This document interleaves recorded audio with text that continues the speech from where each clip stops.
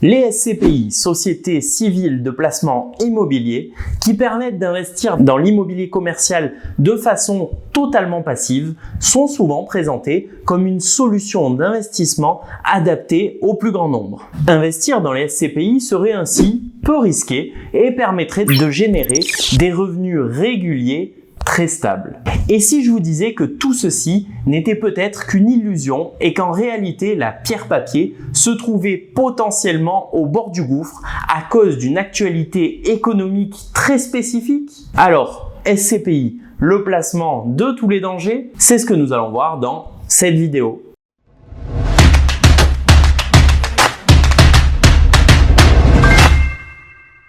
Tu songes peut-être à investir en SCPI, suivant les recommandations de ton conseiller financier ou simplement car tu as lu plusieurs articles en vantant les mérites. Si tel est le cas, je te conseille de bien regarder cette vidéo jusqu'au bout car le contexte actuel peut faire réfléchir. Par contre, ce qui ne doit pas te faire réfléchir, c'est que tu dois absolument t'abonner à cette chaîne YouTube et liker la vidéo si bien entendu tu la trouves utile.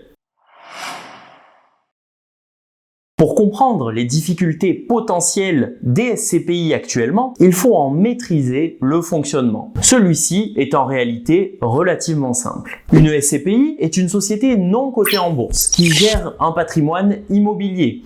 Location, achat, revente de biens immobiliers, son objectif est de générer du profit pour ses détenteurs de parts, grâce aux loyers encaissés ainsi qu'aux plus-values réalisées lors des ventes. En effet, lorsque vous achetez des parts de votre SCPI préférée, vous devenez associé de la société en question. Vous détenez ainsi indirectement une portion de l'immobilier qu'elle détient. Immeubles de bureaux, centres commerciaux ou encore des entrepôts logistiques selon la thématique de la SCPI choisie. Et bien entendu, cela vous donne droit à toucher une petite part des revenus de cette dernière chaque mois. En achetant des parts, vous mettez en commun votre argent avec plusieurs milliers d'autres investisseurs, ce qui permet d'investir dans l'immobilier commercial à partir de quelques dizaines ou centaines d'euros à peine. Vous vous doutez bien que peu de particuliers ont les capacités financières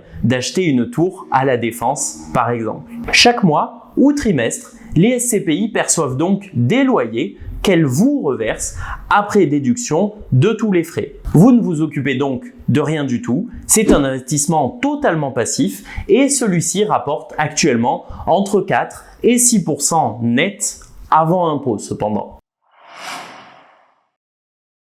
Le problème actuel des SCPI est lié à la remontée des taux d'intérêt qui sont passés extrêmement rapidement de 1% à près de 5% par an en quelques mois à peine. Deux conséquences à cela pour l'immobilier en général. Emprunter coûte beaucoup plus cher. Un emprunt de 100 000 euros sur 20 ans vous coûtera 10 000 euros d'intérêt, alors que le même emprunt réalisé à 5% vous coûtera 60 000 euros. Cette hausse des coûts de financement réduit donc également les capacités d'investissement, c'est-à-dire que les mensualités sont plus élevées à montant emprunté égal. On peut donc imaginer une baisse des volumes d'achat qui sera inexorablement suivie par une baisse des prix. À ce titre, un effondrement des transactions de 44% de l'immobilier professionnel a été observé au premier trimestre 2023 par rapport à 2022. Le mécanisme que je vous décris est donc déjà enclenché. Mais les SCPI font également face à une deuxième conséquence généralement moins prise en compte par les investisseurs. La hausse des taux directeurs a pour conséquence de mieux rémunérer les dettes d'État. À titre d'exemple, les obligations américaines, qui sont considérées comme le placement le plus sûr au monde, noté AAA, rapportent actuellement environ 5% par an. Ces opportunités d'investissement, qui n'existaient pas il y a quelques mois encore, viennent en concurrence directe avec les SCPI. Et ces deux conséquences dont on vient de parler combinées soulèvent alors une question existentielle pour la pierre-papier. Pourquoi un investisseur irait acheter des SCPI qui rapportent entre 4 et 5% par an alors qu'il est possible d'investir son argent dans l'actif le moins risqué au monde qui rapporte actuellement 5% par an?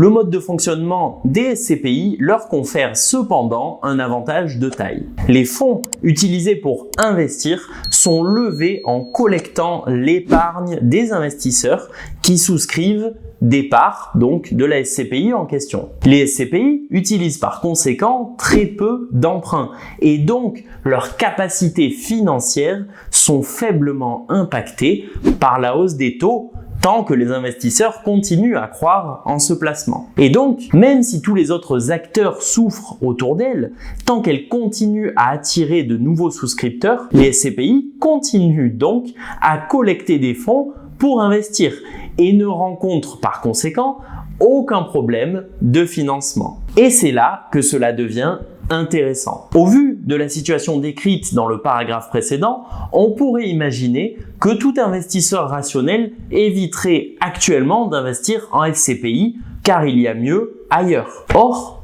il n'en est rien. La collecte au premier trimestre 2023 représente 93,5% de celle de 2022, qui était une année record. En d'autres termes, les sources de financement des SCPI ne semblent pas se tarir.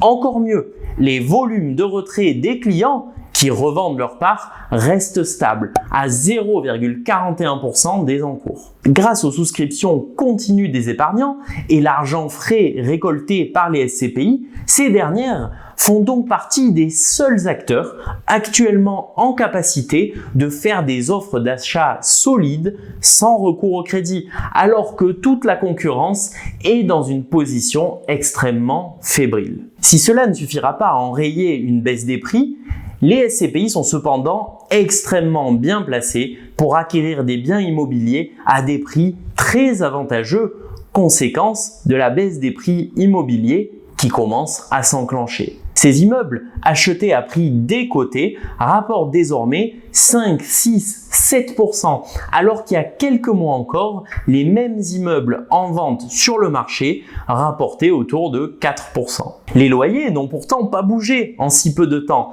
mais leur prix de vente plus bas permet de faire remonter mécaniquement le rendement de ces derniers.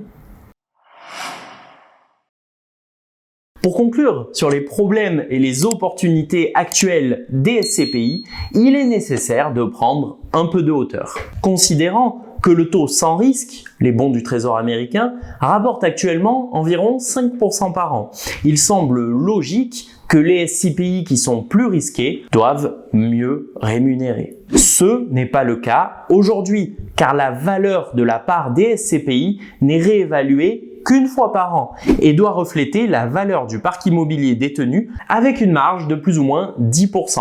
Ces deux mécanismes mis en commun font qu'à ce jour, quasiment aucune valeur de part n'a été diminuée, ce qui n'est probablement pas le cas de la valeur de l'immobilier qu'elles détiennent, qui lui subit bel et bien la baisse actuellement enclenchée. Aujourd'hui, je vois trois possibilités pour que les SCPI retrouvent de l'attractivité par rapport au taux sans risque. Soit le taux sans risque diminue à nouveau, ce qui est probable dans les mois et les années à venir, car les États sont très endettés et des taux élevés pèsent sur leurs finances. Cela permettrait aux SCPI de regagner en compétitivité naturellement, tout en restant autour des 4 à 5%. Soit, deuxième possibilité, le rendement des SCPI doit augmenter. Pour cela, deux scénarios à nouveau. Soit les loyers augmentent drastiquement, ce qui est peu probable, ce qui ferait mécaniquement augmenter les revenus des SCPI et donc leur rendement. Soit, dernier scénario, le prix de l'immobilier commercial doit chuter assez fortement, entraînant une revalorisation à la baisse du prix départ des SCPI pour que le rendement de celle-ci redevienne attractif. Personnellement, je pense que ce sera un mélange des scénarios 1 et 3, à savoir que les taux ne pourront pas rester élevés à 5% très longtemps et qu'en parallèle, nous assisterons à une décroissance des prix de l'immobilier commercial. Peut-être que les loyers augmenteront pour suivre l'inflation, mais cela est moins sûr. Cependant, une question se pose alors. Est-ce qu'une SCPI qui achète actuellement de l'immobilier à 7% et distribue un rendement de 4% est une bonne affaire ? Dans un certain sens, cela est intéressant car on peut penser qu'à force d'acheter des immeubles ayant des rendements de 7%, la distribution globale de la SCPI va augmenter pour se rapprocher petit à petit des 7%. Mais il y a un problème majeur.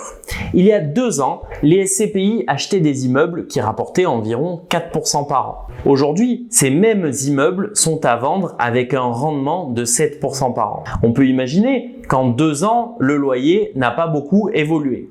Qu'est-ce qui fait alors que ces mêmes immeubles sont devenus quasiment 2 fois plus rentables sur cette courte période? La réponse est la baisse de leur valeur, tout simplement. En effet, passer d'un rendement de 4 à 7% à loyer constant implique une baisse de la valeur de l'immeuble de 40%. C'est mathématique. Je ne dis pas que tous les immeubles commerciaux ont perdu 40% de valeur en 2 ans. C'est juste un exemple. Mais la tendance semble clairement présente. Alors certes, les SCPI peuvent actuellement saisir de grosses opportunités avec le cash des épargnants. Mais d'un autre côté, si 80% du parc immobilier qu'elles détiennent est en train de perdre 40% de valeur, est-ce que vous achetez au prix d'il y a 2 ans? Personnellement, je passe mon chemin. Aujourd'hui, je n'achète pas 100 quelque chose qui vaut 60 sous prétexte que la réévaluation se fait 1 fois par an et est à 20% près. Bon, j'exagère un peu, mais je pense que vous saisissez l'idée présentée ici. Je suis moi-même assez lourdement investi en SCPI et le but de cette vidéo n'est pas de dénigrer ce support. Simplement, je voulais faire un rappel sur les risques actuels qui pèsent sur les SCPI. Ensuite, à vous de peser le pour et le contre, car comme toujours, j'exprime ici uniquement mon opinion personnelle. Rien de tout ceci n'est un conseil en investissement. D'ailleurs, ton avis m'intéresse, je serai ravi de débattre de ce sujet dans les commentaires. Maintenant, dans toute crise, des opportunités se révèlent. Et je pense que nous aurons de belles opportunités sur les SCPI dans quelques mois. Mais il va falloir cibler des SCPI bien spécifiques à mon sens. Je t'explique mon raisonnement de A à Z dans la vidéo qui s'affiche à l'écran. Va la voir, elle vaut vraiment le détour.